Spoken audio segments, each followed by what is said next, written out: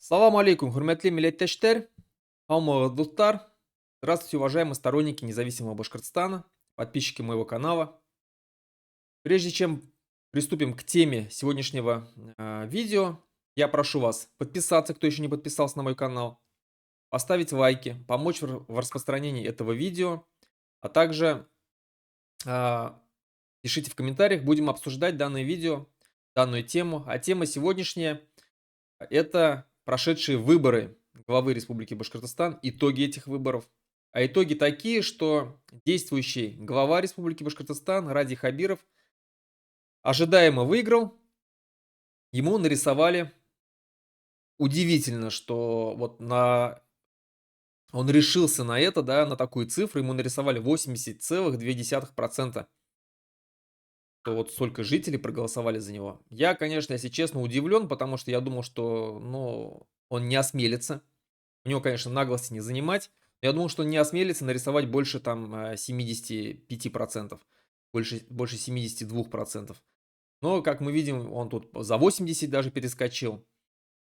Это понятно, конечно же, это все фальсификации, это все неправда. На самом деле Ради Хабиров проиграл эти выборы. Проиграл он их а, кандидату от КПРФ Артуру Шайнурову. И вот он по-настоящему выиграл. Но, к сожалению, я уверен, что Артур Шайнуров, он не будет, скажем так, бороться за то, чтобы опротестовать эти выборы, потому что, у них это спойлер. Это спойлер, и он, наверное, даже сам не ожидал, что он выиграет. Потому что а, я следил за выборами, я следил за местными социальными сетями, за пабликами, за группами различными, где писали, как они ходили голосовать, за кого они ходили голосовать. А также мне звонили из Башкортостана, писали из Башкортостана люди, с кем я общался, как они проголосовали, как они видели, как они наблюдали, как проходили эти выборы. Так вот, большинство, практически 99,9% за Хабирова не голосовали. Все голосовали за любого другого кандидата, кроме Ради Хабирова. А в основном все голосовали именно за кандидата от КПРФ, вот Артура Шайнурова. И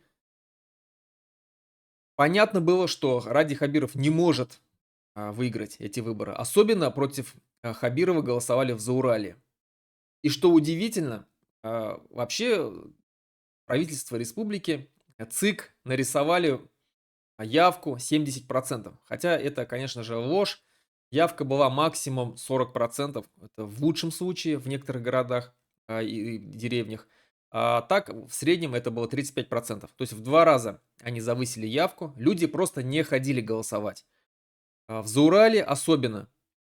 В Заурале целые населенные пункты. А я напомню, что эти выборы шли 3 дня впервые за все время проведения выборов в Республике Башкортостан. Выборы проходили 3 дня.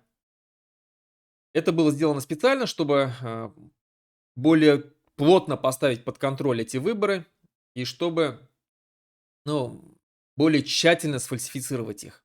Но и даже за эти 3 дня люди просто не ходили. Избирательные участки стояли пустые, особенно в Заурале. Я лично призывал впервые за все свое время, сколько я помню, я всегда обычно призывал бойкотировать эти выборы, потому что я знаю, как эти выборы проходят. Я многократно был наблюдателем на данных выборах. Меня удаляли, а, выгоняли с данных выборов, потому что либо я проводил, если там сидел до конца, я заставлял честно проводить подсчет. И у меня побеждали кандидаты не от Единой России, кандидаты не от Путина, то есть, да, кого он предлагает. Побеждали именно оппозиционеры. Так вот, то есть я знаю, что как вообще фальсифицируют, как подбрасывают. В этот раз наблюдателей было мало. И я попросил людей прийти и проголосовать за любого другого кандидата, кроме Ради Хабирова и Ивана Сухарева. Почему против Ивана Сухарева? Я объяснял, что этот человек от ЛДПР, от фашистской партии. Нам в Башкортостане фашистская партия не нужна. Ну и против Хабирова за любого другого кандидата. Специально не называл имя кандидата, чтобы его не связывали со мной, что вот якобы я там экстремист, террорист, инагент, тут вот агитирую за такого-то кандидата. Не стал подставлять людей. Почему я в этот раз изменил своим правилам и попросил прийти и проголосовать? Я это сделал специально, потому что многие люди до сих пор в сомнении, ходить голосовать или не ходить голосовать. Есть люди, которые убеждают, как ходить голосовать, что якобы вот вы придете, если вы не придете, ваши голоса посчитают за других, надо ходить, это ваш долг. Другие говорят, что не надо ходить. Да, я был из того числа, кто говорил, что не надо ходить на выборах, не надо участвовать в фальсификации данных выборов. Но в этот раз я специально призвал людей прийти проголосовать, чтобы вы пришли, проголосовали за любого другого кандидата, кроме Хабирова, а потом убедились, что ваши голоса все равно украли. Все равно итоги выборов были сфальсифицированы даже на ваших участках. Сейчас, да, вы можете прийти, потребовать э, скажем, итоги голосования и узнаете, что по вашему участку Хабиров набрал большинство голосов, хотя вы за него не голосовали. Это сделал, то есть я просил людей прийти специально, чтобы вы в будущем понимали, насколько эти выборы лживы, насколько они нечестны, и что в будущем никогда не надо верить этим выборам, этим голосованиям. За Урале, которая обычно всегда ходила голосовать активно, пока показывала явку, на самом деле в этот раз практически Зауралье не ходил голосовать. Это так люди ответили на все те обиды, которые нанес им Ради Хабиров. Ради Хабиров нанес очень много обид башкирскому народу, начиная с Куштау, начиная с Сибая, мы помним, да, карьер. Помним, как он посадил очень много наших башкирских национальных деятелей, закрыл организацию Башкорт, ну и, конечно же, баймакские события.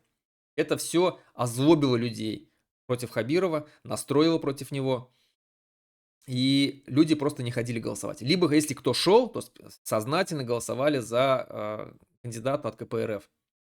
И он победил. И мы видим, что особенно Учевых голосовало против Хабирова. Я думаю, что здесь сказалось то, что с Учелов огромное количество людей погибло на войне в Украине, потому что Хабиров оттуда мобилизовал огромное количество людей. Так же, как из всего Зауралья.